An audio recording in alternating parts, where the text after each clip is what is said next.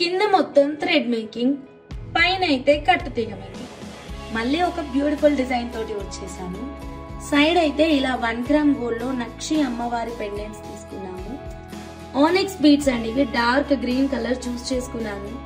మధ్య మధ్యలో గోల్డెన్ సరోస్కి వేస్తూ రన్ చేశాను. ప్యాటర్న్ అయితే మాత్రం చాలా అద్భుతంగా వచ్చింది. ప్రీమియం క్వాలిటీ కట్టుతీగ మేకింగ్ తీసుకున్నాను. కస్టమర్ ఇక్కడ సిద్ధేశ్వర స్వరోస్కి పర్ల్స్ మాత్రమే యూజ్ చేయమన్నారు.